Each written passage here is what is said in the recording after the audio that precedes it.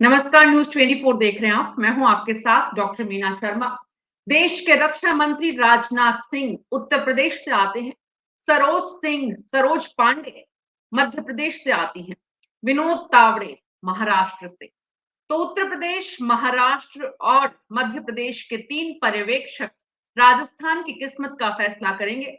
राजस्थान के मुख्यमंत्री का नाम कम से कम घोषणा इनकी तरफ से की जाएगी विधायक दल की बैठक के बाद। विधायक दल की बैठक अब कल परसों जब पर्यवेक्षक यहाँ आते हैं। आज पर्यवेक्षकों के नामों की घोषणा के बाद लगभग नाम कहां से तय है, इस पर पूरे देश को कोई अब द्वंद है नहीं, इस पर कोई पुनर्विचार की जरूरत है नहीं। नाम तय हो चुका है, लेकिन उसके बाद भी आज छठा दिन है। नतीजे निकलने के बाद 6 दिन पूरे हो गए हैं इस समय तक, और उसके बाद भी मुख्यमंत्री का नाम लगता है रविवार तक जाते जाते तय हो पाएगा। तो क्या सोमवार तक मुख्यमंत्री की शपथ होगी, और कौन होगा मुख्यमंत्री, इसको लेकर अभी भी सवाल है। राजनाथ सिंह के पर्यवेक्षकों में सबसे ऊपर नाम आने से कुछ संकेत साफ होते हैं। कुछ इशारा इससे है कि राजस्थान की राजनीति में एक इतिहास उनसे जुड़ा हुआ है और वो भविष्य को भी तय करेगा। हमारे साथ कृष्ण कुमार जानू जी बीजेपी के प्रवक्ता हैं, प्रतिष्ठा यादव जी नमस्ते। कांग्रेस से, राजीव तिवारी जी वरिष्ठ पत्रकार, जगदीश शर्मा जी वरिष्ठ पत्रकार, और साथ ही हमारे साथ आम आदमी पार्टी की प्रवक्ता भी जुड़ी हुई है। आप सभी का बहुत बहुत स्वागत है। कृष्ण कुमार चंद्रमुखी रेपस्वाल जी, आपका भी। कृष्ण कुमार जानू जी, राजनाथ जी, सिंह जब पर्यवेक्षकों में सबसे ऊपर नाम राजस्थान के लिए तय किया गया है, तो उसका संकेत साफ है। आप जिस तरह से पिछले कुछ दिनों की चर्चाओं के दौरान लगातार अपनी बात में ये बात कह रहे थे कि वसुंधरा राजे जी के नेतृत्व में हम चुनाव जीते नहीं है, तो राजनाथ सिंह के आने का मतलब पिछले कुछ दिनों से मिल रहे संकेत और ज्यादा स्पष्ट हो जाते हैं। मीना जी, संकेतों की राजनीति तो पत्रकार ज्यादा समझते हैं। पार्टी के प्रवक्ता के नाते मैं इतना जरूर कहना चाहूंगा कि पार्टी जिस लाइन पर चुनाव की अधिसूचना जारी करने के समय तैयारी करके आई थी, इस बार कमल का फूल और मोदी जी का नेतृत्व है। किसी एक नेता के नेतृत्व में चुनाव नहीं था, सब सामूहिक नेतृत्व में चुनाव था। उसमें वसुंधरा जी भी शामिल थे, सीपी जोशी जी भी शामिल थे, गजेंद्र सिंह जी भी शामिल थे, राजेंद्र सिंह जी भी शामिल थे, सतीश जी भी शामिल थे। पूरी एक लंबी चौड़ी फेहरिस्त शामिल थी।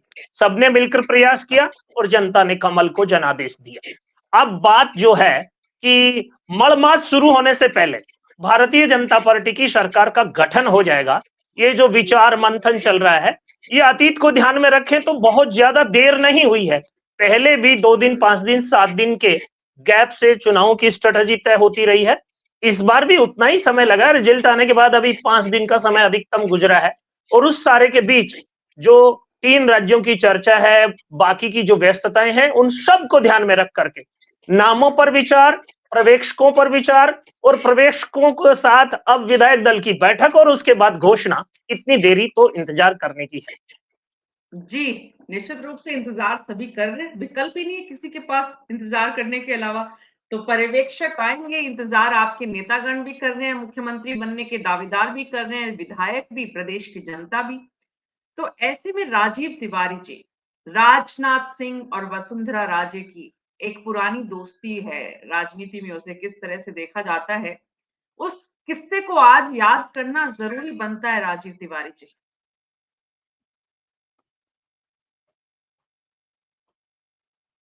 सर अपना ऑडियो ऑन करिए प्लीज। राजनाथ सिंह जी बीजेपी में भी और वैसे भी सामान्य जीवन में भी बहुत अनुशासन प्रिय और गंभीर व्यक्तित्व वाले नेता हैं। और वो जो भी उनको निर्देश दिल्ली से मिले होंगे, प्रधानमंत्री मोदी जी की तरफ से या गृह मंत्री अमित शाह या जेपी नड्डा जी की तरफ से, तो वो उस पर आकर यहाँ पर विचार विमर्श करेंगे अपने 2 और साथियों के साथ विधायक दल की बैठक में। और जो वसुंधरा जी और राजनाथ जी का जो एक पुराना संबंध है, तो उसमें ये भी शामिल चीज देखी जानी चाहिए कि हो सकता है राजनाथ सिंह जी के सामने कोई अपना विरोध ढंग से वो प्रकट ना कर पाए, और राजनाथ सिंह जी उनको समझा बुझाकर किसी एक निष्कर्ष पर विधायक दल की बैठक के बाद पहुंचा जा सके। तो ये एक सारी चीजें, इसके पीछे भी एक रणनीति है, राजनाथ सिंह जी को यहाँ का क्यों बनाकर भेजा गया है। तो अब देखना यही है कि कल परसों में, अब पिछली चर्चाओं में भी हमने कहा था कि मलमास से पहले ही सब कुछ सलट जाएगा और शनिवार इतवार तक पर्यवेक्षक यहाँ आ सकते हैं।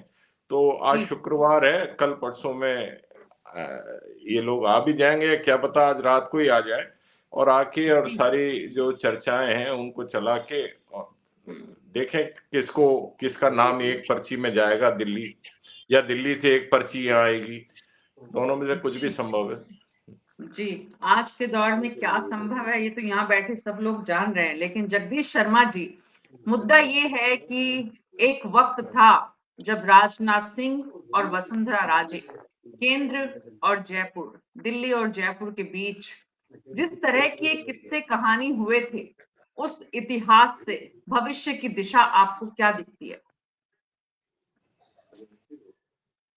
देखिए मीना जी, ऐसा है, राजनाथ सिंह और वसुंधरा राजे सिंधिया के जो रिलेशंस हैं वो तो बहुत कॉर्डियल हैं, इसको कहना चाहिए अच्छे हैं, और वो पहले से ही अच्छे हैं।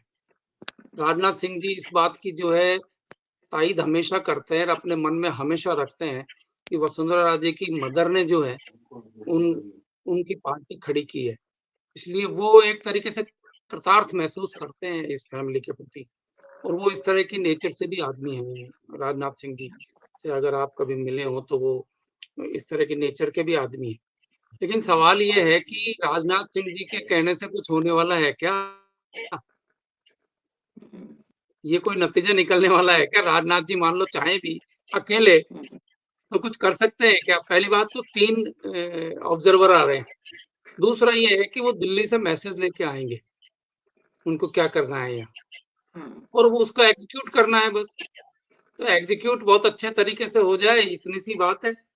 वो हो जाएगा, मेरे ख्याल में संडे को वो होने जा रहा है, ऐसा सुनने में आ रहा है कि सैटरडे को तो तैयारी वैयारी कर लेंगे, विधायक दल की बैठक बुला लेंगे, कोई नई अपने कॉन्स्टिट्यूंसी में ही है तो वहां से ट्रेवल करके यहाँ तक चल के आ जाए जयपुर, और जयपुर में मीटिंग हो जाएगी, जो भी होगा वो फाइनल हो जाएगा। जी, जो तय हो चुका है उसका ऐलान होना बाकी है, लेकिन 3 प्रमुख नाम है। एक महाराष्ट्र से है, दूसरा मध्य प्रदेश से है, तीसरा उत्तर प्रदेश से है। लेकिन जो उत्तर प्रदेश का नाम है वो काफी भारी है। राजनाथ सिंह अगर जयपुर आकर कोई संदेश देंगे या कोई नाम का ऐलान होगा तो जैसा जगदीश शर्मा जी ने कहा, उस पर फिर कोई गुंजाइश बचेगी नहीं। लेकिन प्रतिष्ठा यादव जी भी जुड़ चुकी हैं और चंद्रमुखी रेपस्वाल जी।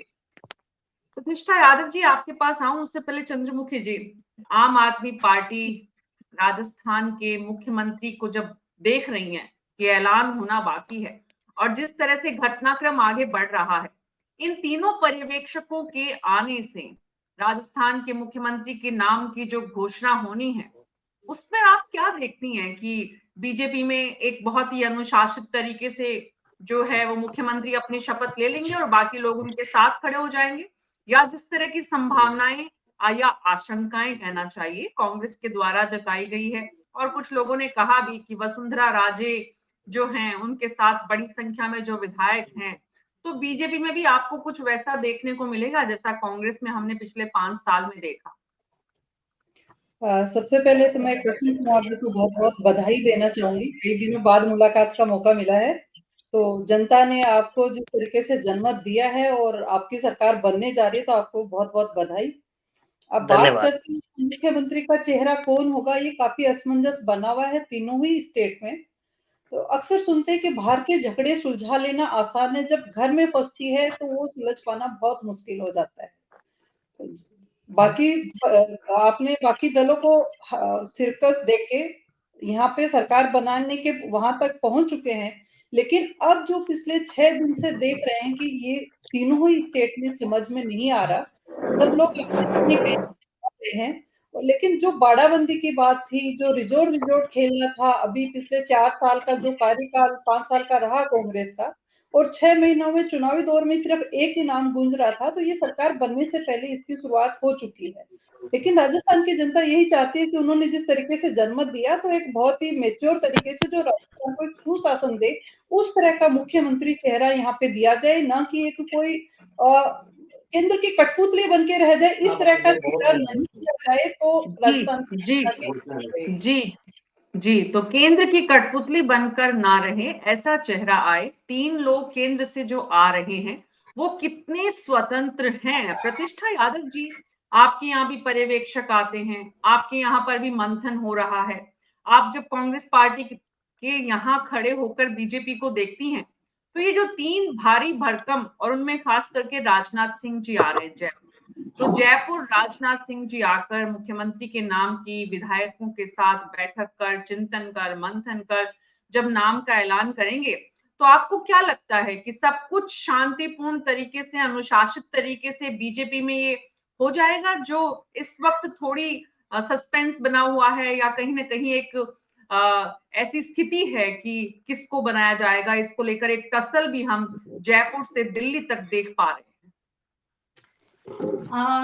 देखिए मीना जी, सबसे बड़ी बात कांग्रेस बीजेपी में एक बड़ा फर्क ये है कि कांग्रेस में पहले ऑब्जर्वर आते हैं, पहले ऑब्जर्वर नियुक्त किए जाते हैं, फिर वो विधायकों से राय लेके दिल्ली जाकर बात करते हैं और उसके बाद नाम तय होता है। और यहाँ पर जो मैं मीडिया के माध्यम से सुन रही हूँ, मैं सुबह जी राजस्थान पर भी सुन रही थी और फर्स्ट इंडिया पर भी मैं सुन रही थी कि नाम तो फाइनल हो चुके हैं, केवल ऑब्जर्वर आएंगे और वो फिर उसके बाद, तो नाम फाइनल हो ही चुके हैं, तो फिर ऑब्जर्वर्स और ये सारी फॉर्मेलिटी एक तरह से बेबुनियादी सी नजर आती है।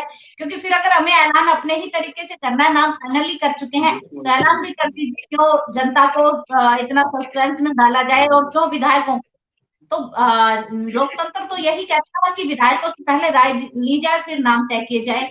और दूसरी बात की जो बीजेपी कांग्रेस पर बड़ा आरोप लगाती आई कि कांग्रेस के अंदर मतलब सरकार होटलों में रही, लेकिन यहाँ तो सरकार बनने से पहले ही होटलों के विवाद सामने आ रहे हैं। तो ये चीजें दिखा रही है कि क्या होने वाला है, और घटनाओं की हम अनुमान लगाते हैं, अन्यथा तो किसी के अंदर क्या चल रहा है किसी को नहीं पता चलता।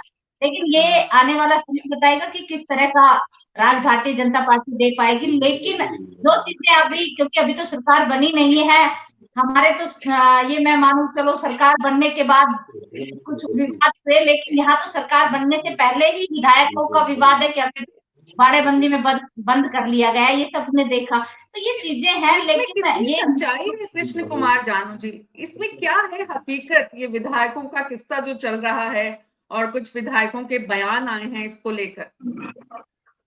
देखो, बयान और स्पष्टीकरण दोनों आ चुके हैं। निश्चित रूप से राजनीति में आकांक्षा, महत्वाकांक्षा और उसके अनुरूप आचरण और व्यवहार, उठापटक, ये सब होता है। लेकिन भारतीय जनता पार्टी की राजनीति में, विशेषकर जब से 2014 के बाद से मोदी जी के नेतृत्व में भाजपा ने प्रोग्रेस शुरू किया, उसके बाद इस प्रकार के आचरण को, इस प्रकार की गतिविधियों को कोई बहुत ज्यादा उम्मीद करने वाली गतिविधि नहीं माना जाता। ये अनुशासनहीनता मानी जाती है, और इसीलिए बाद में सब प्रकार के वक्तव्य जो आए हैं उनमें इस बात को एक प्रकार से नजरअंदाज करने की कोशिश करने वालों ने भी और पार्टी ने भी, दोनों ने कोशिश की है। ये समन्वय में बाधा बनाने की सलाह देने वालों की सलाह पर कुछ हुआ होगा, लेकिन पार्टी इसे कोई बहुत गंभीरता से नहीं लेती, और ना ही करने वाले इसके प्रति ज्यादा गंभीर हैं। केवल संकेत पॉलिटिक्स है। जी, तो आपने ये साफ तो कर दिया है कि महत्वाकांक्षाओं कार्रवाई किस पर बता दीजिए, अगर क्या कार्रवाई हुई है और किस पर कार्रवाई हुई है जो आप कह रहे हैं। और ये इतनी घटना अगर कांग्रेस में हो जाती तो अब तक मेरे ख्याल से आप बड़ा बवाल मचा के जोर शोर से देखो क्या हुआ, कैसे हुआ, ये हुआ, वो हुआ। लेकिन आप बड़े शांति से आप कह रहे हैं कि अगर कार्रवाई किसी पे की है भारतीय जनता पार्टी ने, जो अनुशासनात्मक पार्टी के रूप में आप कह रहे हैं। लेकिन एक बात आपको मैं कृष्ण जी ये जरूर कहना चाहती हूँ कि बीजेपी में चंद ही लोग हैं जो इन 2 हिटलर लोगों के सामने बोलने की क्षमता रखते हैं। बाकी तो आपके सांसद अपने सांसद की निधि को भी क्षेत्र में खर्च नहीं कर पाए। प्रतिष्ठा जी, ये तो बीजेपी की काबिलियत हुई ना कि आपके यहाँ कुछ होता है तो वो हंगामा बरपा देते हैं, और कर नहीं पा रहे हैं। आपका बहुत मजबूत रोल है लोकतंत्र के अंदर, आप चौथा स्तंभ है, बहुत मजबूत रो जिस चीजों से, जिस सामंतशाही सोच से हम बाहर लेके आए देश को, जिनसे लड़कर, और आज उसी चीज को आप ताकत बता रहे हो। अगर कांग्रेस में एक परिवार के पास ताकत है तो इनको दिक्कत है, लेकिन बीजेपी में 2 लोगों के पास ताकत है तो किसी को कोई दिक्कत नहीं है। ये बड़ी देखिए, दोहरी मानसिकता बहुत गलत है। और दूसरी बात, सामंतशाही सोच बिल्कुल स्वीकार्य नहीं है। अगर स्वीकार हम कर रहे हैं तो इसका मतलब वापस गुलाम होने जा रहे हैं और कुछ भी नहीं। जी बिल्कुल बिल्कुल, मेरा ये कहना था प्रतिष्ठा यादव जी कि क्या वजह है कि कांग्रेस पार्टी जो है इस विषय को उतना हंगामा या उतना जनता तक पहुंचाने में कामयाब नहीं है जितना बीजेपी हो जाती है। तो यहाँ तो कांग्रेस पार्टी को पुनर्विचार करना होगा ना कि उनके यहाँ कहाँ चूक है, उनको कहाँ ध्यान देना चाहिए, उनको कौन से मुद्दों को उठाना चाहिए। देखिए मीना जी, आपकी बात कुछ हद तक ठीक हो सकती है, लेकिन पूर्ण रूप से, क्योंकि हर किसी का चरित्र एक जैसा नहीं होता कि हंगामा क्रिएट करना ही मकसद हो। सही इंसान के खिलाफ भी साजिश रचकर इस तरह का माहौल राजस्थान में काम किया गया, जैसा कि पूरे देश में नहीं किया गया, एक बेमिसाल है। और उसके बाद मतलब गलत चीजों को, गलत तथ्यों को लेके आना, ये तो अभी बहुत सारी चीजें हैं जिनके जवाब तो ये कभी दे नहीं पाए, जो देश के अंदर घटित हुआ घटनाओं का हमने कई बार मीडिया में भी अनुशासन पार्टी में अनुशासन भी उन मुद्दों पर इतना मुखर होकर नहीं बोल पाते। ना मणिपुर की घटना को किसी ने बहुत विशेषता से दिखाया, ना उन बेटियों की घटना को जो दिल्ली के अंदर बैठी रही उनके साथ जो हुआ, उनको किसी ने भी इतना प्रमुखता से नहीं उठाया। अगर वो सब चीजें कांग्रेस के शासन में होते तो मीडिया और बीजेपी का अलग ही चेहरा होता। तो ये चीजें हैं, क्योंकि देखिए बहुत सारी चीजें होती है कि समय आप किसको दे रहे हैं, किसको सुनने दे रहे हैं, लेकिन सत्य मेव जयते, अंततः सत्य की जीत होती है। और जो झूठ होता है उसकी उम्र बहुत लंबी नहीं होती है, उसका अंत निश्चित होता है। जब उसका समय होता है, जब झूठ फूलता और फलता है, तो उसको वो बड़ा खुश होता है कि बहुत ज्यादा देखो मैंने तो क्या कर दिया। बहुत सारी ऐसी घटनाएं इतिहास के अंदर भी है कि हमने किसी को धोखा देके इंसान बहुत खुश होता है, लेकिन जब बाद में उस सच्चाई से बेनकाब होता है वो झूठ, तो सत्य की जीत होती है, अंततः सत्य की ही जीत। प्रतिष्ठा जी, वर्तमान में जीने की आदत हम सबको डालनी चाहिए। वर्तमान क्या है? वर्तमान ये है कि आज हम यानी कांग्रेस पार्टी इस देश में अपने अस्तित्व की जंग लड़ रही है और बहुत अच्छे से लड़ रही है। इस चुनाव ने कांग्रेस को बहुत मजबूती से कमबैक दिया है। भले ही सरकार नहीं आई हो, लेकिन वोटिंग परसेंटेज प्लस विधायकों की संख्या उतनी खराब नहीं है ना। राजस्थान में भले ही दोनों जगह भी बहुत पूर्ण बहुमत से, प्रचंड बहुमत से बीजेपी ने सरकार बनाई, लेकिन वोटिंग परसेंटेज इतना खराब नहीं है कांग्रेस पार्टी का। इसलिए प्रेजेंट में रहिए। वर्तमान क्या है? वर्तमान ये है कि आज बीजेपी का शासन है, इन 3 राज्यों में बीजेपी की सरकार बनने जा रही है और आप विपक्ष में रहकर एक कंस्ट्रक्टिव अपोजिशन की भूमिका कैसे निभा सकते हैं और उसमें रोजाना आप अपनी बात को कितना मुखरता से रख सकते हैं। चुनाव से 5 महीने 6 महीने पहले आप जाएंगे तो आपको सफलता नहीं मिलेगी। आज 2023 के नतीजे आए हैं, बीजेपी का लक्ष्य 2024 में जीत कौन दिलाएगा वो मुख्यमंत्री तय करिए। बोलिए बोलिए। अलवर वाला केस हुआ उसके बाद ये विपक्ष की भूमिका में आया है, तो मुश्किल से 6 साल भर से 6 महीने का इनका टाइम रहा जो विपक्ष इस बात को नहीं मानती, क्योंकि ये तो क्या है कि एक दिन में आके हंगामा मचाने वाला यहाँ पर राष्ट्र बन जाता है। देख रहे हैं इतिहास, इस चीज का जो घटनाएं घटी हमने देखी अभी पीछे। और एक बात और कि आप कह रहे वर्तमान तो सर्वश्रेष्ठ होता ही है, लेकिन हमें हमारे भूत से और भविष्य दोनों के बारे में हमें सोचकर उसकी दूरदृष्टिता की पहचान होती है कि हमारी कितनी दूरदृष्टि है, और भविष्य में जो घटनाएं होती है उनसे हम सीख भी लेते हैं कि कौन सी घटनाएं सही। बिल्कुल। तो अपने भूतकाल से कांग्रेस पार्टी क्या सीखती है और भविष्य के लिए कैसे रास्ता तय करती है, यही इंपॉर्टेंट है आपके लिए। आज कृष्ण कुमार जानू जी, कल की बात, इस वर्तमान से भविष्य राजस्थान का तय होना है 5 साल के लिए। सत्ता राजस्थान की जनता ने आपको दी है, राजस्थान कैसे रफ्तार पकड़े ये सवाल है, ये चुनौती है, जिसकी जिम्मेदारी और जवाबदेही दोनों इस वक्त कृष्ण कुमार जानू जी की पार्टी और उनके आने वाले मुख्यमंत्री के सामने है। कृष्ण कुमार जी, ये 3 जो पर्यवेक्षकों के नाम है, भारी भरकम नाम है। अगर राजनाथ सिंह जी से हम शुरू करें, ऐसे में मुद्दा ये है कि ये तीनों आकर कब तक आएंगे और कब तक ये पूरी प्रक्रिया पूरी हो जाएगी, कोई आपके पास जानकारी है, या हम लोग जिस तरह से आकलन कर रहे हैं, हमारा जो काम है मीडिया का, उसी तरह की खबर आप हमें दे रहे हैं? मीना जी, सच्ची बात तो यह है कि पर्यवेक्षकों को जब नियुक्त किया जाता है तो टाइम शेड्यूल दिया जाता है और उसी टाइम शेड्यूल में उनको जाकर के वापस भी रिपोर्ट करना है। और ये सारा काम मैंने जैसे इशारा किया कि मलमास शुरू होने से पहले संपन्न करना है, तो तुरंत दूसरा कोई काम नहीं है। अभी इसी काम से निवृत्त होना है। रोज की खबर ये नहीं बनी रहे, इस बात की कोशिश नेताओं को इस खबर से जो बचना पड़ रहा है, मुख्यमंत्री कौन होगा, उस विषय को भी तुरंत समाधान की कोशिश इन तीनों पर्यवेक्षकों को दी गई है। और राजनाथ सिंह जी वरिष्ठ नेता है, प्रोटोकॉल में सेकंड टू पीएम है, विनोद जी तावड़े महामंत्री हैं और पांडे जी पार्टी के वरिष्ठ नेता हैं। एक कोऑर्डिनेशन, एक समन्वय और एक चर्चा करके तीनों जल्दी से जल्दी रिपोर्ट करेंगे। मैं प्रतिष्ठा जी की एक बात जरूर कहना चाहूंगा, हमें हंगामा खड़ा करने वाला कह रहे हैं, इनकी तरफ से हंगामा खड़ा करने वाला नेता प्रतिपक्ष कौन होगा ये भी तो तय नहीं कर पाए विधायक दल की बैठक के बाद। मान लिया इनके सारे आरोप हमारे ऊपर हैं, लेकिन 25 तारीख को जो हुआ था, खड़गे जी और जो पर्यवेक्षक आए थे उनके साथ गहलोत जी ने क्या किया था? हमने तो हंगामा नहीं किया, आपकी पार्टी के आलाकमान ने आप पे हंगामा खड़ा किया था।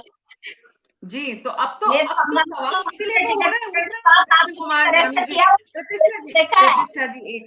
प्रतिष्ठा जी एक मिनट, इसीलिए तो सवाल है, इसलिए तो चर्चा है कि आपके यहाँ के जो पर्यवेक्षक आएंगे वो वापस क्या लेकर जाएंगे। कांग्रेस पार्टी के पर्यवेक्षक जो लेकर गए वो तो पूरे देश ने देखा और आज उसको लेकर लगातार चर्चा हो रही है, आज उसको लेकर लगातार आलोचना हो रही है कांग्रेस पार्टी के मुख्यमंत्री अशोक गहलोत की, यहाँ तक कि साथ एकदम लगातार छाया की तरह जो लोग रहे आज वो भी उन्हें कटघरे में खड़ा कर रहे हैं। इसलिए तभी तो हो रहा है ये सवाल। तो हमारे यहाँ ऐसा कुछ नहीं होगा। हाँ, तो ये बात आप कह रहे हैं कि आपके यहाँ ऐसा कुछ नहीं होगा। जगदीश शर्मा, जब राजनाथ सिंह जी राजस्थान पर्यवेक्षक के रूप में आ रहे हैं, और दूसरी बात आप कह रहे हो कि जो साथ रहे, देखिए ये मानवता की एक ये होती है कि जिस इंसान से जो हम ले सकते हैं उसके बाद उस आदमी को लात मारने की आज वो बन चुकी है। जो इंसान अगर आज बोल रहे हैं तो उसी टाइम बोलना चाहिए था। मैं तो ये मानती हूँ उनको उस टाइम बोलना चाहिए था। आज क्या हो गया, तो या तो उनको कुछ ना कुछ अपना वो कहते हैं ना, बीजेपी कोई ना कोई टेरर दिखा के कोई बयानबाजी करवाती है, या स्वार्थ इतना ऊपर उठ गया कि अब उनको लग रहा है कि भाई नहीं गहलोत साहब को मान लो हल्के में मान रहे हैं। तो ये उनकी अपनी नीतियां हैं कि पीछे और ये सच्चाई है कि इंसान का काम निकल जाता है, उसके बाद वही इंसान कमियां भी निकालने लग जाता है। लेकिन एक किसी भी चीज के एक कहावत है कि मतलब बहुत पुरानी कहावत है कि सोने को काई ऐसे ही नहीं लग जाती, किसी के लगाने से सोना सोना होता है, ऐसे नहीं होता है। मैं उस चीज को नहीं, बिल्कुल ठीक बात है आपकी बात, लेकिन कालिक्स तो साथ रहने से लग रही है ना। साथ रखेंगे किसी को तो सोने पर लोहे की, और हमने काजल की भी कालिक लगने की, कोयले की कितनी कहावतें सुनी और कहावतें ही नहीं है, वो सच्चाई है। तो यहाँ पर अब मुद्दा ये नहीं, हम उसमें नहीं उलझना चाहते हैं कि यहाँ पर आपने किसको साथ रखा, उनका क्या मतलब, क्या आप उन्हें पहचान नहीं पाए। मुख्यमंत्री जैसे राजनीति के माहिर खिलाड़ी भी अपने साथ रहने वाले व्यक्ति का आकलन नहीं कर पाए, ये तमाम चर्चाएं हैं। लेकिन जगदीश शर्मा जी, राजनाथ सिंह जब केंद्र में थे, राष्ट्रीय अध्यक्ष थे, तब वसुंधरा राजे से उनका जो भी उस वक्त अदावत हुई थी, क्या एक बार फिर इतिहास ने दोनों को वैसे ही मोड़ पर लाकर खड़ा कर दिया है? देखिए मीना जी, ये तो अदावत का मेरे को कोई कारण ही समझ में नहीं आता कि अदावत है कोई और अदावत में मीटिंग होगी। मैंने ठीक बोला, एक वक्त था जब पूरे देश में चर्चा का विषय यही था कि राजनाथ सिंह और वसुंधरा राजे के बीच में जो भी हुआ था, मैंने सिर्फ ये समझने की कोशिश की है कि क्या उस इतिहास की छाया कल और परसों के भविष्य पर भी कहीं दिखेगी। नहीं, मुझे लगता है कि ऐसा कुछ नहीं होगा। सिंपल सा फॉर्मेलिटी यहाँ पर होने वाली है। विधायकों की बैठक होगी, बैठक में तीनों ऑब्जर्वर बैठेंगे, कुछ ओपिनियन देंगे, कुछ वो बताएंगे कि नए विधायकों के सामने क्या क्या परिस्थितियां खड़ी हैं, किस किस तरीके से हमको काम करना चाहिए, ये वो फला ढिका। फिर हो सकता है कि वो एक कमरे में बैठ जाएं और वहां एक एक विधायक को बुलवाएं, एक एक मिनट के लिए बात करें। कोई भी तरीका हो सकता है जो वो अडॉप्ट करेंगे। मुझे नहीं मालूम कि क्या तरीका अडॉप्ट करेंगे, लेकिन वो हो सकता है। लेकिन मीना जी, मैं आपको एक बहुत बड़ा डेवलपमेंट बताता हूँ जो इस बीच आप कवर कर रहे हैं, उसमें छूट गया शायद। कल जो है हम वसुंधरा राजे को की एक्टिविटी तो दिल्ली की पूरी कवर कर रहे थे और ये भी कह रहे थे कि उनको इनसे टाइम नहीं मिला, इनसे लेट मिला, इनसे ये हुआ। लेकिन उत्तर प्रदेश के मुख्यमंत्री और गोरक्षपीठ की जो है, जो इनके मुख्य महंत हैं योगी आदित्यनाथ, वो कल आए, अचानक तीनों से मिलकर चले गए। तो किसी ने नोटिस किया कि क्यों आए थे वो और क्या? बात तो बाहर ये आई है कि वो अयोध्या में कोई एयरपोर्ट बन रहा है, उस एयरपोर्ट के उद्घाटन के नाम पर और इस पे आए। ये बात इतनी बड़ी नहीं है कि अयोध्या के एयरपोर्ट पर जो है उसके लिए आकर यहाँ इनवाइट करें और फिर अध्यक्ष से भी मिलें और गृह मंत्री से भी मिलें और प्राइम मिनिस्टर से 1 घंटा 20 मिनट मिल भी जाएं और सब कुछ हो जाए।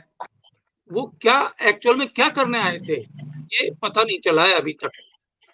मैंने भी कोशिश की थी कि लखनऊ से इसको पता लगाऊं, लेकिन मुझे भी मालूम नहीं चला है, कुछ भी इसका हिंट जो है ना मिला नहीं। मुझे ये लगता है कि उन्होंने राजस्थान की पॉलिटिक्स के बारे में डिस्कशन किया है और योगी आदित्यनाथ किसके पॉलिटिक्स के बारे में डिस्कशन करेंगे थोड़ा सा हम भी समझ सकते हैं, कयास लगा सकते हैं। ये एक डेवलपमेंट ऐसा है जो थोड़ा सा इसमें प्रोग्रेस के तौर पर मैं देखता हूँ और कल पता चलेगा। वैसे तो अब विवाद जो है ले लेकर इतना सा ही बचा है जी, वसुंधरा राजे या बालकनाथ। राजीव तिवारी जी, जगदीश शर्मा जी का ये संकेत समझ में आता है। राजनाथ सिंह और योगी आदित्यनाथ के रिश्ते, उसके बाद राजनाथ सिंह का यहाँ के पर्यवेक्षक के रूप में नियुक्ति और उसके बाद में राजस्थान के मुख्यमंत्री के नाम का फैसला। आप क्या देख रहे हैं इसमें? क्या राजनाथ सिंह जी से ही नहीं मिले? वो राजनाथ सिंह जी से नहीं मिले हैं। मैं राजनाथ जी की नहीं बोल रहा हूँ। मैं बिल्कुल गृह समझ रही मंत्री, हूँ, प्राइम देश के मिनिस्टर, प्रधानमंत्री से मिले हैं, गृह मंत्री से मिले हैं, लेकिन योगी आदित्यनाथ के राजनाथ सिंह के रिश्तों की बात कर रही हूँ मैं, जगदीश शर्मा जी। जब हमें ये समझना है कि योगी आदित्यनाथ अगर राजस्थान की राजनीति को लेकर देश के प्रधानमंत्री और गृह मंत्री से चर्चा कर रहे हैं, तो हमें ये भी समझना होगा कि योगी आदित्यनाथ और राजनाथ सिंह के क्या रिश्ते हैं और पर्यवेक्षक के रूप में राजनाथ सिंह के आने के क्या संकेत है। तो फिर इन दोनों बातों को एक साथ समझकर ही हम किसी उस पर आगे जा सकते हैं। राजीव तिवारी जी, देखिए, जैसे कि योगी आदित्यनाथ कल आकर इन तीनों से मिले थे, तो स्पष्ट संकेत कुछ ना कुछ उन्होंने दिए होंगे कि भाई किसको बनाना चाहिए, क्या करना चाहिए और हमारी ये प्रायोरिटी इनको रखना चाहिए, बालकनाथ जी को या। और राजनाथ सिंह जी के और योगी जी के रिश्ते कोई बहुत अच्छे नहीं है, क्योंकि आप पिछली बार भी देखिए पंकज सिंह को मंत्रिमंडल में शामिल नहीं किया था। उस बात से भी थोड़ी सी खटास मन में राजनाथ सिंह जी के उनके प्रति जरूर है।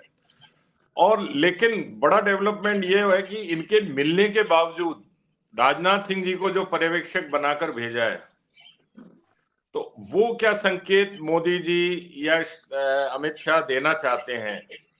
वो एक संकेत वसुंधरा जी के लिए भी है, वो एक संकेत योगी आदित्यनाथ जी के लिए भी है कि आप आए हमारे पास, आपने अपनी बात रखी और हमने अपना पर्यवेक्षक, क्योंकि योगी आदित्यनाथ की मीटिंग के बाद राजनाथ सिंह जी को इस पर्यवेक्षक कमेटी का हेड बना के भेजा गया, मतलब घोषणा की गई नाम की।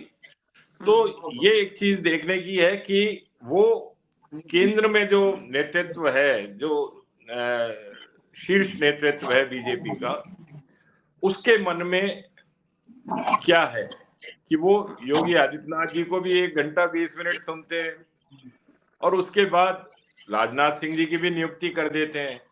तो अब राजनाथ सिंह जी का रोल यूं अहम हो गया है कि वो आके यहाँ पर मीटिंग में कैसे बातचीत करेंगे, विधायकों को क्या संदेश देंगे या उनसे क्या फीडबैक लेंगे, सामूहिक लेंगे या एक एक करके उनकी राय जानेंगे और उसके बाद अपने तीनों के साथ मिलकर जो कमेटी इनकी तीनों की है, सरोज पांडे और वो तावड़े जी, इनको लेक से बातचीत विमर्श करके और फिर केंद्र को क्या जाके रिपोर्ट 1 लाइन की देते हैं, क्योंकि वहां तो 1 लाइन की रिपोर्ट देनी है, उससे ज्यादा कुछ नहीं है। और वो जो 1 लाइन है वो वहां से लिखी हुई उनकी जेब में भी होगी, ये भी तय है। लेकिन वो यहाँ पर पूरा एक फॉर्मेलिटी, एक माहौल तो पूरा क्रिएट होना चाहिए ना कि भाई हाँ, सरकार लोकतांत्रिक तरीके से और सबकी राय विमर्श के साथ में तय की गई है। तो वो एक पूरा जो एक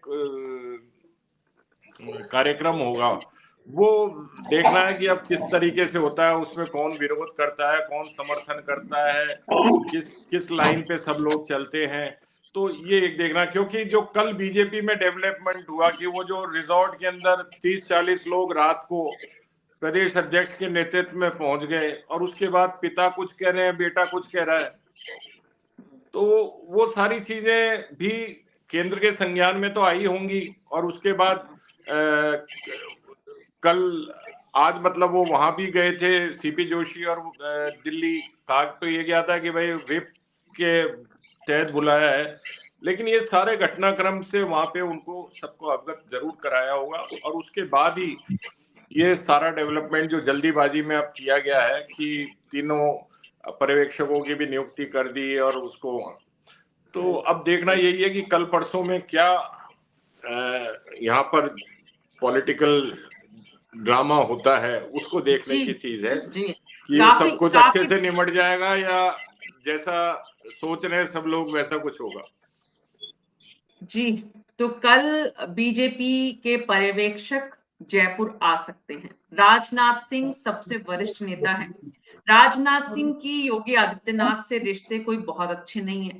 राजनाथ सिंह के वसुंधरा राजे के साथ जो रिश्ते हैं वो आज और इतिहास दोनों में क्या है, वो भी मैं एक बात जरूर समझना चाहती हूँ। उस परिप्रेक्ष्य में जब वो राजस्थान में प्रदेश अध्यक्ष को लेकर और जितनी सारी कहानी किस्से हुए थे राजीव तिवारी जी, क्या उसकी छाया भी इस राजनाथ सिंह को पर्यवेक्षक कमेटी में देकर कहीं ना कहीं एक संदेश दिल्ली नेतृत्व ने दिया है क्या?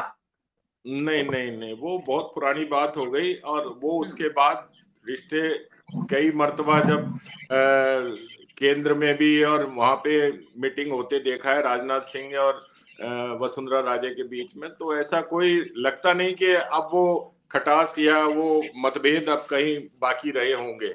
अब तो वो प्योरली मोदी जी के एक संदेशवाहक के रूप में यहाँ आ रहे हैं और यहाँ आके वो जो भी बैठक करके जो भी नाम तय करेंगे या नाम उस वक्त की और आज की स्थितियों में फर्क ये है, उस वक्त की और आज की स्थितियों में फर्क ये है कि अब दोनों जो लोग हैं राजनाथ सिंह और वसुंधरा राजे, वो कहीं ना कहीं मोदी और शाह की जोड़ी से पीड़ित एक मायने में है। मैं बहुत खुले शब्दों में बोल रही हूँ, जो कि अक्सर इससे बचा जाता है। कृष्ण कुमार जानू जी, हकीकत है नीतीश, आपके राजनाथ सिंह जी और नितिन गडकरी, ये तमाम दोनों कम से कम वरिष्ठ वो नेतागण हैं जो कि मोदी और शाह के आने से अपने उस राजनीति के शिखर को शायद जिसको वो छूना चाहते थे, या जो जी राजीव तिवारी जी। मीना जी, मैं एक बात और कहूंगा कि अभी जो संसदीय दल की बैठक हुई थी, आपने उनके फोटोज वगैरह देखे होंगे। जानू जी कह रहे थे अभी कि प्रोटोकॉल में नंबर 2 है वो आफ्टर पीएम, लेकिन आफ्टर पीएम प्रोटोकॉल में नंबर 2 होम मिनिस्टर होता है, डिफेंस मिनिस्टर नहीं होता। और उस फोटो में भी आप देखिए कि 5 लोग खड़े हैं, 5 लोगों में नड्डा जी हैं, शाह साहब हैं, मोदी जी हैं, फिर गडकरी जी हैं, राजनाथ जी नहीं है उस फोटो में कहीं। बिल्कुल बिल्कुल। ये मैं, आपने भी वो मतभेद वाली बात कही तो मैंने कहा ये मैं भी जोड़ दूं कुछ। जी जी, तो राजनीति में कोई स्थायी दोस्त और स्थायी दुश्मन नहीं होता। जो कहीं ना कहीं एक रिश्तों में खटास वसुंधरा राजे और जो राजनाथ सिंह जी हैं उनमें थी आज के 10 साल पहले या उससे भी पहले, वो अब जो है वो समय बदल रहा है। अब समय जिस तरह से आगे बढ़ रहा है उसमें आज राजनाथ सिंह और वसुंधरा राजे दोनों जो है वो मोदी और शाह के राज में अपने अपने राजनीतिक अस्तित्व के लिए अलग अलग जंग लड़ रहे हैं। ऐसे में उनके यहाँ आने से वसुंधरा राजे के भविष्य को लेकर क्या कुछ फैसला होगा, वो एक सवाल है। उससे ज्यादा कृष्ण कुमार जानू जी, पर्यवेक्षकों की नियुक्ति नहीं हुई, मुख्यमंत्री के नाम का ऐलान नहीं हुआ, लेकिन उससे पहले ही खेमेबाजी शुरू हो गई विधायकों को लेकर। आपने सोचा था कि आपकी पार्टी में भी ऐसा होगा? देखो, निश्चित रूप से कोई नहीं सोचता है ये अति उत्साहपूर्ण कार्रवाई रही है और कहीं न कहीं उसकी इनाम कम सजा मिलने की संभावनाएं ज्यादा रहती हैं। राजनाथ सिंह जी पार्टी के 3 बार राष्ट्रीय अध्यक्ष रहे, युवा मोर्चा के अध्यक्ष रहे, प्रधानमंत्री मोदी जी का प्रधानमंत्री के लिए नाम निकालने वाले राजनाथ सिंह जी, उनकी वरिष्ठता किसी फोटो से तय नहीं होती है। भारतीय जनता पार्टी में फोटो तो केवल दीनदयाल जी की और श्यामा प्रसाद जी की लगती है, वो बीजेपी के फाउंडर मेंबर भी नहीं है, तो फोटो पॉलिटिक्स बीजेपी में उतनी इंपॉर्टेंट नहीं है। हाँ, विचारधारा इंपॉर्टेंट है और राजनाथ जी उस सांचे में, गडकरी जी उस सांचे में, वसुंधरा जी उस सांचे में लगभग बहुत सम्मानजनक स्थिति में है। अब ये जो फोटो है काम करने वालों की, कभी उपस्थित होने की, नहीं होने की, खैर ठीक है, समाचार बनाने के लिए भी एक विषय हो सकता है। कृष्ण कुमार जानू जी, समाचार बनाने के लिए तो आप रोज विषय तय करवाते हैं, तो अब हम भी कुछ विषय तय कर ले तो उसमें क्या दिक्कत होनी चाहिए किसी को भी। तो मुद्दा ये नहीं है कृष्ण कुमार जानू जी कि हम क्या समाचार तय करते हैं, आप क्या करवाना चाहते हैं। मुद्दा तो ये है कि राजस्थान में बीजेपी में सरकार बनने से पहले जो कुछ हुआ वो क्या होना चाहिए था। आप खुद स्वीकार कर रहे हैं कि वो नहीं होना चाहिए था और उसके लिए सजा मिलेगी।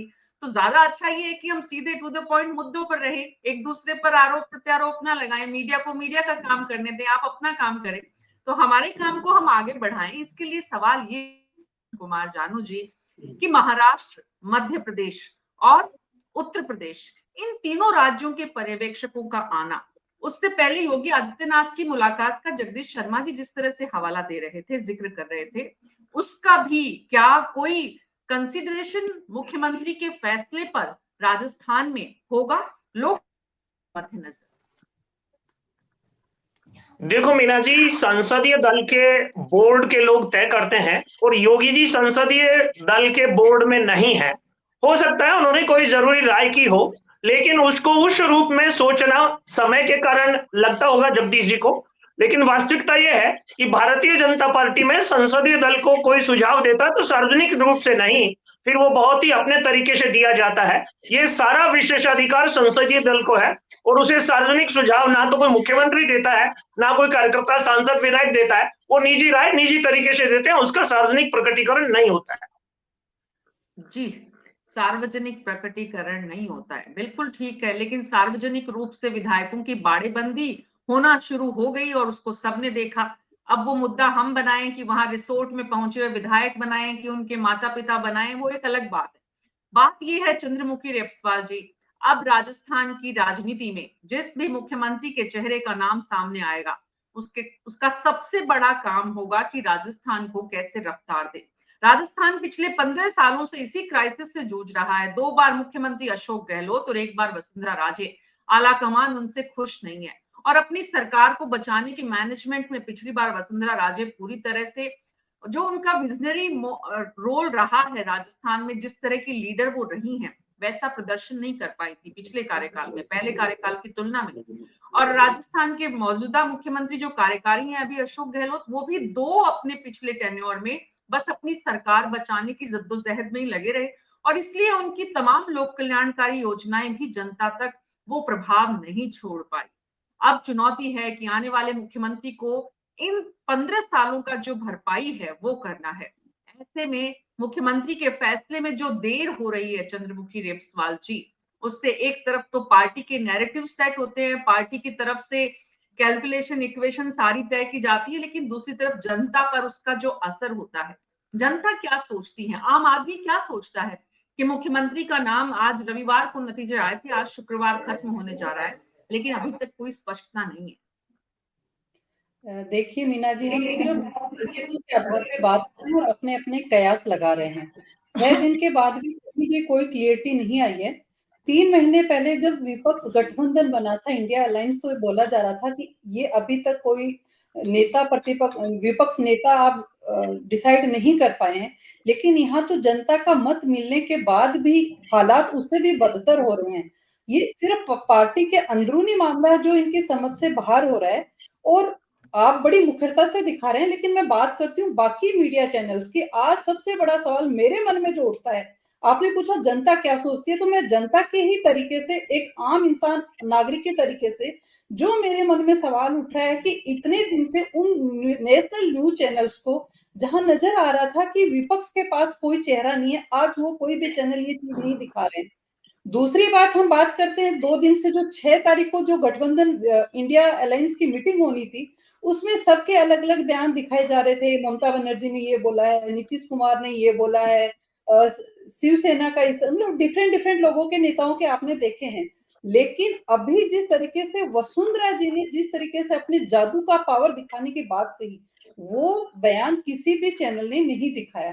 तो मेरे मन में पर्सन सिर्फ यही उठता है और मुझे लगता है बाकी जनता के मन में भी उठता होगा कि हमारे नेशनल न्यूज चैनल्स इस तरह की बातें नहीं दिखाते हैं। अभी जैसे जगदीश जी ने योगी आदित्यनाथ जी की मीटिंग के बारे में चर्चा की, लेकिन कोई न्यूज चैनल आपको इस पे उस तरीके से पर्सन सवालिया इन पे कहीं भी सवाल खड़े करते हुए नहीं दिखता। तो जो भी हालात हैं हम सबको मिलकर सुधारने होंगे। और मैं मेरे पर्सन की जो मेरे मन में एक जिज्ञासा है, उत्सुकता है, मैं मुझे लगा कि आप उसका बेहतरी से जवाब दे पाएंगे क्योंकि मीडिया को आप बहुत अच्छे से समझते हैं। तो क्या इस तरह के कारण रहे होंगे कि मीडिया सिर्फ विपक्ष के ही जो कमियां हैं उनको दिखा पाता है और जो केंद्र में शासन में अपनी जो है सरकार है उनकी कमियां क्यों नहीं उजागर? आप लोग जो है वो राजनीतिक दलों के जो लोग हैं वो जल्दी से इतना उतावले होकर मीडिया पे सीधा आरोप क्यों लगाते हैं? आरोप क्यों लगाए मीना जी? मैं तो आपको ये समझना होगा चंद्रमुखी जी, मैंने आरोप नहीं लगाया। आपको ये समझना होगा चंद्रमुखी जी कि बीजेपी को भी दिखा रहे हैं, कांग्रेस को भी दिखा रहे हैं, आम आदमी पार्टी को भी दिखा रहे हैं। आपको भी यहाँ बैठे 1 घंटे की चर्चा में आपको उतना ही वक्त दिया जा रहा है जितना कृष्ण कुमार साहू को दिया जा रहा है। सबके स्टेटमेंट चल रहे थे, लेकिन कोई न्यूज चैनल पे वसुंधरा जी क्या कर रहा है, किसी चैनल ने नहीं मीडिया दिखाया। क्या कर रहा है इसमें अगर जितने दिलचस्पी आप लोग देते हैं, जिसने स्टेटमेंट आप लोग देते हैं चंद्रमुखी जी, उसके बजाय आप उतना अपनी पार्टी के लिए काम करिए ना, कुछ ऐसा कि मीडिया दिखाने पे मजबूर हो जाए। देखिए मीना जी सच कड़वा लगता है, मीना जी सच बहुत कड़वा लगता है। मुझे पता था कि सवाल बहुत अखरेगा, लेकिन मेरे मन में आया और जनता के मन में भी है कि मीडिया क्यों नहीं दिखा। तो इस सवाल का जवाब दे सकते हैं। जनता कहेगी ना, वो जनता कहेगी। आप अपनी बात करिए, आप दूसरे जनता क्या कर रहा है, जनता की क्या कर रही है, कार्यपालिका क्या कर रही है, मीडिया क्या कर रही है, आप उस पर क्यों जा रहे हैं? आप क्या कर रहे हैं वो बताइए ना आप लोग। हम जो कर रहे हैं कुछ लोग वो आप दिखा रहे हो कि मीडिया जो कर रहा है वो हम भी देख कुछ लोग मीडिया क्या कर रहा है। हम जो कर रहे हैं वो आप छोड़ो, हमारे करने से पहले जानना चाह रहे हैं। Chandramukhi ji please understand. आज अगर कुछ लोग मोदी समर्थक हैं इस देश में, तो कुछ लोग कांग्रेस समर्थक भी हैं, कुछ लोग आम आदमी पार्टी समर्थक भी हैं। वो उनका व्यक्तिगत मामला है, वो मीडिया हाउसेस का भी व्यक्तिगत डिसीजन है कि वो क्या दिखाते हैं। मीडिया के लिए हो सकता है व्यक्तिगत मामले। ये जो मीडिया है, मीडिया व्यक्तिगत मामला नहीं। चंद्रमुखी जी क्योंकि आम आदमी पार्टी की आप बहुत बहुत बेहतरीन प्रवक्ता है, आपको राष्ट्रीय स्तर पर होना चाहिए, आप ऐसी प्रवक्ता हैं, इसलिए मैं आपको करेक्ट कर रही हूँ। आप मीडिया क्या कर रहा है इस पर आप सवाल मत करिए। मैंने बात मीना जी आप पर्सनल मत लीजिए, मैंने आपके लिए वो सवाल रखा कि मेरे जनता के मिलते जनता के सवाल है ये। नहीं, आपको पहले तो ये समझना होगा कि मैं ये बात पर्सनल नहीं कर रही, क्योंकि पर्सनल तो मेरे ऊपर आपने जो मीडिया को सवाल उठाया मैं उसकी बात कर रही हूँ कि अगर मीडिया में भी कुछ लोग ऐसे हैं जो किसी का पक्ष लेते हैं, किसी का विरोध करते हैं, तो आपको उनकी क्यों इतनी चिंता है?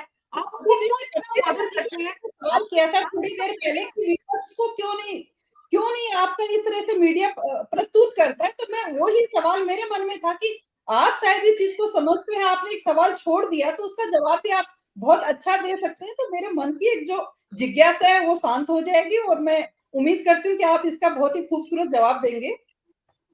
मैं बिल्कुल आपकी बात समझ रही हूँ चंद्रमुखी जी, लेकिन मैं यहाँ पर दूसरी बात कर रही हूँ कि मीडिया अपना काम बहुत जिम्मेदारी से करता है। उस मीडिया में भी आप और हम जैसे ही लोग हैं जो अपने अपने हितों से जुड़े हुए हैं, किसी के हित कहीं जुड़े हैं, किसी के हित कहीं। हम जैसे कुछ लोगों के हित सीधे जनता से जुड़े हुए हैं, तो हम आपकी बात करते हैं, जनता की बात करते हैं, आपकी मतलब आप सबकी सुनते हैं, हम न्यूट्रल होकर। कुछ लोगों के हित कहीं जुड़े हुए हैं तो उनको उनका पक्ष सुनने दीजिए। उनका भी तो अधिकार है कि वो किसी विचारधारा से जुड़े हुए हैं या किसी व्यक्ति विशेष से जुड़े हुए हैं। जनता भी जानती है किसी को सुनने के बाद कि ये किससे जुड़े हुए हैं। जनता को तय करने दीजिए उनकी बात को, वो कितना सुनेंगे। इसलिए मीडिया पर सवाल उठाने की बजाय, चाहे वो बीजेपी हो, अभी अभी कृष्ण कुमार जी ने कहा, अब आप क्या कह रही है, थोड़ी देर में प्रतिष्ठा जी बोलेंगे मीडिया ये नहीं दिखाता। अरे मीडिया जो दिखाता है वो देश देख रहा है और देश की जनता खुद भी समझदार है। उनका जो फैसला है वो बहुत क्लियर है कि उन्हें मेजॉरिटी की गवर्नमेंट चाहिए।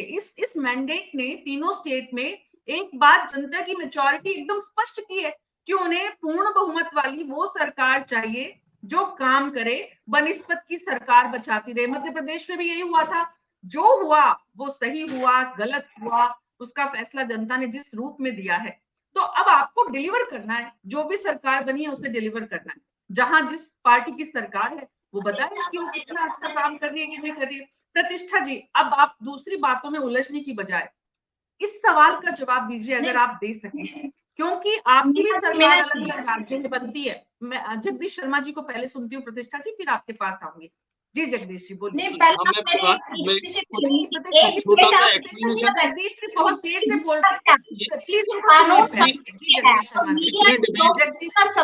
मीना जी, डिबेट जो चली है मैं उसमें कुछ एक्सप्लेन कर दूं ताकि चीजें क्लियर हो जाए। बचने लग जाता है। ये बड़ी आश्चर्य की बात है कि मीडिया से क्वेश्चन क्यों, केवल जो क्वेश्चन खड़ा कर सकता है, एनीवन जो क्वेश्चन खड़ा कर सकता है वो जवाबदेही भी बनती है उसकी। तो जवाबदेही भी आप मीडिया की तय कीजिए कि मीडिया का भी चरित्र है और वो इस देश के लिए, बहुत लोकतंत्र के लिए बहुत महत्वपूर्ण भूमिका मैं मानती हूँ मीडिया की है। जब तक मीडिया सही रोल अदा नहीं करेगा तब तक बहुत समस्या है। आपके ऊपर बहुत दायित्व है कि सरकार सही रूप से काम करे। ये मीडिया का बहुत बड़ा दायित्व है, जिससे हम ये क्या करके नहीं मीडिया से क्वेश्चन क्यों किया जा रहा है। आपके लिए कह रही, हर मीडिया घराना जब मीडिया से कोई बात आए, उनकी भूमिका की बात आए, तो हर कोई बच जाता है कि नहीं आप हमसे नहीं पूछ सकते। क्यों नहीं पूछ सकते? आप लोकतंत्र का बहुत मजबूत चेहरा है, आपसे भी पूछा जा सकता है।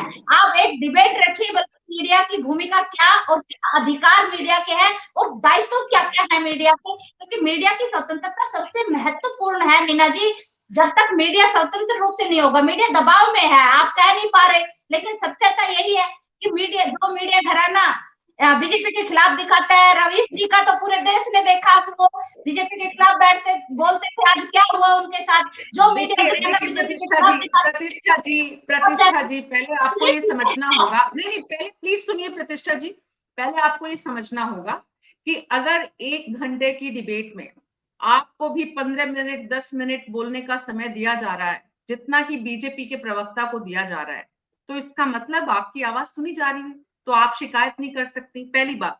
दूसरी बात, मीडिया की भूमिका घंटों, महीनों, सप्ताह भर डिस्कशन करिए। आप अपने आप प्रोग्राम करिए और हम सबको बुलाइए, जितने लोग बैठे हुए हैं हम सब आएंगे।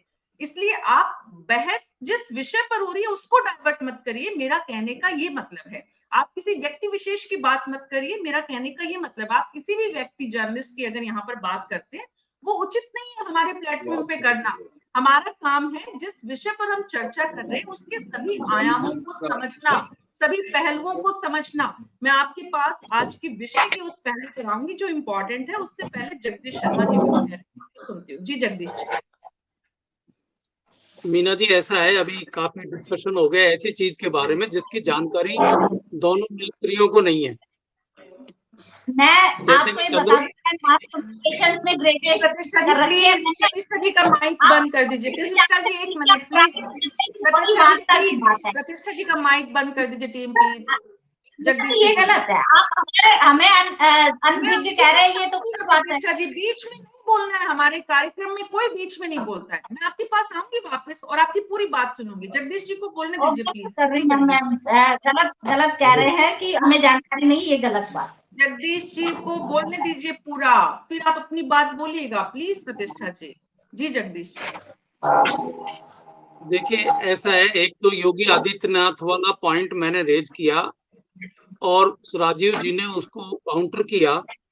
बाकी तीनों जो प्रवक्ता है पॉलिटिकल पार्टीज के, इन्होंने किसी ने रेज किया क्या? ये नहीं किया ना, आपका जानकारी में नहीं था।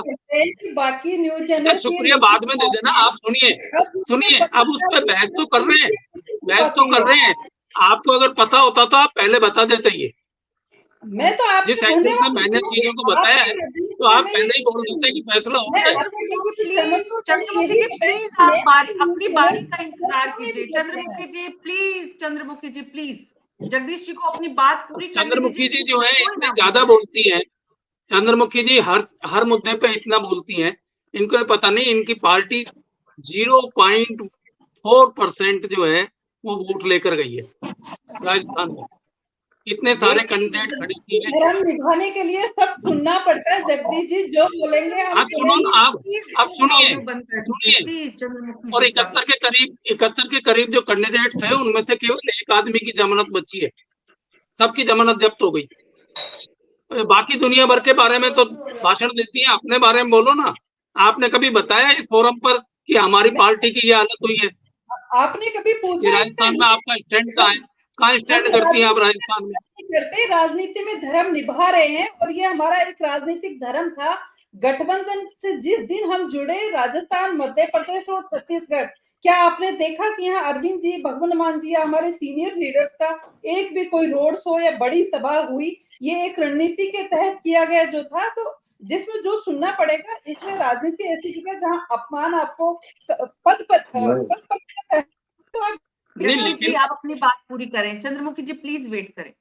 जी जगदीश जी बोले। देखिए मैं ये बता रहा था, अभी एक डिस्कशन हो रहा था कि वो जो संसदीय दल की बैठक थी उसमें राजनाथ सिंह जी को तो दिखाया भी नहीं गया था। राजनाथ सिंह जी टूर पे थे। ये खबर टाइम्स ऑफ इंडिया में छपी हुई है डिटेल में। आंध्र और चेन्नई में जो बाढ़ आई है इस साइक्लोन की वजह से, वहां पे टूर पे थे नहीं दिल्ली में। तो मेरा कहने का मतलब कि मैं ये मुद्दा जो है इशू नहीं है, और आगे पीछे भी हो जाते हैं तो भी वहां संसदीय दल में महत्वपूर्ण नहीं है। महत्वपूर्ण ये है कि वो फैसला क्या करता है, डिस्कस क्या करता है। अगर कोई आदमी दूर बैठा हुआ है तो इसका मतलब नहीं है कि वो संसदीय दल का पार्ट नहीं है, पार्ट ही होगा बस केवल। खैर मैं इस सारे विवाद को खत्म करने की बात करता हूँ, और ये कि भाई राजनाथ सिंह जी कल आएंगे तो भारतीय जनता पार्टी में अगर ऑब्जर्वर के तौर पर 3 दिन की यहाँ बैठक कर और वो फीडबैक के आधार पर डिसीजन होना है, तो ये 7 दिन से क्या हो रहा था वहां दिल्ली में? इतने बड़े बड़े नेता भी दिल्ली गए, वहां ये नेता उससे मिल रहा है, ये उससे मिल रहा है। बालकनाथ जी ने इस्तीफा दे दिया और वसुंधरा जी चली गई और वो उनसे मिल रही है। ये हो क्या रहा था दिल्ली में? फिर अगर केवल विधायक की ओपिनियन लेनी है तो वो ओपिनियन तो पहले दिन ही ली जा सकती थी, मतलब दूसरे दिन। राजस्थान में कोई भी डिस्ट्रिक्ट इतनी दूर नहीं है कि एक दिन में गाड़ी से चलकर नहीं आ सके। तो आप सारे विधायकों को मैसेज करते हैं भाई कल या परसों, एक दिन बाद विधायकों की बैठक होने वाली है, आ जाइए सब और बात करेंगे। और राजनाथ सिंह जी जो है ऑब्जर्वर के तौर पर आ रहे हैं, 2 और ऑब्जर्वर आ रहे हैं, और ये लोग ओपिनियन लेंगे। उसके बाद दिल्ली में फैसला हो जाएगा। ओपिनियन के बेस पे अगर होना है तो, अगर विधायकों की ओपिनियन के बेस पे होना है तो हो जाएगा। फिर 7-8 दिन की कवायद करने के बाद अब ऑब्जर्वर भेजने का मेरे तो समझ में नहीं आता। बीजेपी पार्टी का ये जो है ना फॉर्मेलिटी कर रहे हैं कि विधायकों की ये वो सब कुछ हो रहा है, शोबाजी करने का सारा खेल हो रहा है। तो ये डिसीजन तो 8 दिन पहले भी लिया जा सकता था, बल्कि चुनाव से पहले ऑलरेडी लिया हुआ था बड़े नेताओं का कि किसको क्या करना है। मीना जी आपने ही बहुत सारे प्रोग्राम किए हैं जिसमें बताया है कि प्राइम मिनिस्टर के बगल में भी नहीं बैठने दिया उनको, या बात भी नहीं की, देखा भी नहीं चश्मे से भी, और ये वो। और ऐसा भी फोटो आया जिसमें कि प्राइम मिनिस्टर के साथ एक ही माला में वसुंधरा राजे और प्राइम मिनिस्टर दोनों थे, आपने वो भी देखा है। तो कहने का मतलब इन चीजों से बहुत ज्यादा फर्क नहीं पड़ता पॉलिटिक्स में कि आप माला में आ गए थे इसलिए आप बहुत करीब हैं, और आप माला में नहीं है तो आप बहुत दूर हो गए। तो मेरा कहने का मतलब है कि अगर ये डिसीजन हो गया होता पहले से कि ऑब्जर्वर आएंगे और ऑब्जर्वर बात करेंगे, तो इसके लिए 10 दिन लगाने की जरूरत नहीं थी। 3 तारीख को रिजल्ट आए थे और आज जो है 8-9 तारीख हो गई है, 8 तारीख हो गई है, 9-10 को इनकी मीटिंग होने वाली है। तो ये 1 हफ्ता लगाने की क्या जरूरत थी? एक्सरसाइज क्या हो रही थी मेरे समझ में नहीं आया। तो जो है वो तो डिसीजन हो चुका है, मेरी अपनी ओपिनियन ये है कि जो कुछ भी करना है पार्टी को, वो डिसीजन ऑलरेडी हो गया है और 2-3 बड़े नेताओं के बीच में डिस्कस भी हो चुका है, क्योंकि पहले दिन रिजल्ट आने के पहले दिन जो मीटिंग हुई थी, प्राइम मिनिस्टर, होम मिनिस्टर और पार्टी प्रेसिडेंट, वो 4.5 घंटे हुई थी, सवेरे 3:15 बजे खत्म हुई थी, रात को बैठे थे। उसमें सारी चीजें डिस्कस हो चुकी थी और एक तरीके से मानस बन गया था कि पार्टी को करना क्या चाहिए, क्या सिचुएशन राजस्थान में है, क्या पॉलिटिकल सिचुएशन है, क्या ज्योग्राफिकल प्रॉब्लम्स हैं, क्या इकोनॉमिक कंडीशंस की प्रॉब्लम्स हैं, किस तरीके से हैंडल करना पड़ेगा और अगला लोकसभा का चुनाव किसके नेतृत्व में लड़ा जाए बेहतर तरीके से, ताकि रिजल्ट अपने पक्ष में आ सके। राजस्थान का तो हो गया, लेकिन राजस्थान का फैसला महत्वपूर्ण नहीं है उतना जितना कि लोकसभा का होने वाला है। तो ये सारे एंगल से पार्टी बहुत लंबे और बहुत डिटेल में डिस्कस ऑलरेडी कर चुकी है। अब तो ये जी जानने को जैसा बता रहे हैं कि वो आएंगे, प्रोटोकॉल निभाएंगे, वो प्रोटोकॉल होने वाला है। वो जी प्रोटोकॉल तो राजीव तिवारी जी बिल्कुल समझ में आती है जगदीश शर्मा जी जो बात कह रहे हैं कि केंद्रीय नेतृत्व को चुनाव के नतीजे आने के बाद भी 6 दिन तक 7 दिन तक इंतजार करने की जरूरत नहीं है, लेकिन ये जो समय निकाला गया है राजीव तिवारी जी, समय निकालने का मकसद क्या है? समय निकालने से विधायकों को कहीं ना कहीं एक प्लेटफॉर्म पर लाने की जो कोशिश है उसमें सफलता मिलने की गुंजाइश ज्यादा हो जाती है, बढ़ जाती है। देखिए, जब ये रिजल्ट आए थे उसके अगले दिन ही सारे विधायकों को जयपुर बुला लिया गया था। सबको संदेश था कि आप जयपुर आइए और यहाँ पर आकर किसी भी समय विधायक दल की बैठक हो सकती है और आपको यहाँ अपनी उपस्थिति दर्ज करानी है। और सारे विधायक आ भी गए थे और वो विधायक यहाँ आए, उसमें से कुछ वसुंधरा जी से मिलने चले गए, वहीं से ये बवाल शुरू हुआ, ये वहां क्यों चले गए सारे के सारे। तो जो डिसीजन करके बैठे थे, जैसा कि सभी को मालूम है कि रिजल्ट वाले दिन भी रात को तीनों नेताओं की बैठक हुई, उसके अगले दिन भी हुई, उसके बाद वाले दिन भी 3 दिन तक लगातार बैठकें चली उनकी, और उसमें जो कुछ डिसीजन होना था वो लगभग तय हो गया था। लेकिन जो ये डेवलपमेंट नया हुआ वो लोकसभा चुनाव को मद्देनजर फिर से एक बार पुनर्विचार की स्थिति में आ गई बात कि हमको कोई ऐसा कंसेंसस बनाना चाहिए जिससे कि ये मैसेज नहीं जाए कि बीजेपी में इतनी उठापटक चली, ये हुआ वो हुआ। तो वो जो विरोध की स्थिति है उसको दूर करने के लिए ही ये पर्यवेक्षकों की नियुक्ति हुई। होगी वो फॉर्मेलिटी ही, डिसीजन तो जो वो हो चुका वही होगा, लेकिन अब उसको सारा पैचअप करने के लिए, सारी चीजों को सुलझाने के लिए वो एक प्रक्रिया अपनाई जाएगी जो कि एक औपचारिकता होगी। और उसी के तहत फिर ये औपचारिकता जैसे ही पूरी होगी उसके बाद ये कह दिया जाएगा कि साहब ये विधायकों की राय ये थी, इसी को हमने मुख्यमंत्री बना दिया। अब तो वो विधायकों की क्या राय बनेगा मुख्यमंत्री, बस संक्षेप में कुछ स्पष्टता, कुछ संकेत, कुछ सूत्र बता पा रहे? देखिए, अब 3-4 नाम हैं, वो रोज चर्चाओं में चली रहे हैं, उन्हीं में से कोई बनेगा। जी, और कोई एक नाम ऐसा भी है जो काफी 2-3 महीने से बिल्कुल गुपचुप में चल रहा है, तो हो सकता है वो भी हो। कौन सा नाम बताइए जरा। अब ये तो सभी समझ रहे हैं, यहाँ जितने लोग बैठे हैं, आप भी समझ रही हैं। जगदीश जी आप बताइए। नहीं, आप तो खोल दो, आप जो है उनसे कहाँ लिए बैठे हुए हो तब तक, या तो कृष्ण कुमार जानू जानते हैं अगर ऐसा है तो लेकिन आप खोल दीजिए। मीना जी, मैं कुछ नहीं बता सकता ऐसे मामलों में, मैं तो ऑब्जर्वर के तरीके से देखता रहता हूँ, कुछ नहीं बता सकता। मैं पहले बता चुका हूँ आपको, पहले अपनी डिस्कशन में 2-3 दफे इंडिकेट कर चुका हूँ। नेचुरल जो कैंडिडेचर है, नेचुरल जो ऑप्शन है बीजेपी के सामने, वो वसुंधरा राजे का ही है। ये बात राजीव तिवारी ने भी इतनी स्पष्टता से कही है, पार्टी जो है वो कोई और भी डिसीजन ले सकती है। पार्टी अगर मान लीजिए कि राजस्थान में ध्रुवीकरण करने का एक डिसीजन होता है पार्टी का, तो बाबा बालकनाथ को बढ़ा देंगे। और उनकी कैबिनेट में और भी कई धार्मिक नेता चुने गए, इनके कई सारे, 4 तो मिनिमम ही है, तो एक को होम मिनिस्टर बनाइए, एक को फाइनेंस मिनिस्टर बनाइए, एक को सोशल डेवलपमेंट मिनिस्टर बनाइए और एक बाबा बालकनाथ हो ही जाएंगे तो आराम से धोनी रमेंगी या रोजाना फिर तो लेकिन ऐसा राजस्थान का रंग नहीं है, राजस्थान की संस्कृति नहीं है। राजस्थान गंगा जमनी तहजीब के लिए जाना जाता है, इसलिए देखते हैं कि किस नाम पर फाइनल मोहर केंद्रीय नेतृत्व द्वारा लगाई जाती है और उसी से समझ में आएगा कि दरअसल उनकी इस नाम के पीछे सोच क्या है, समझ क्या है, राजस्थान को लेकर अप्रोच क्या है, लोकसभा चुनावों को लेकर रणनीति क्या है।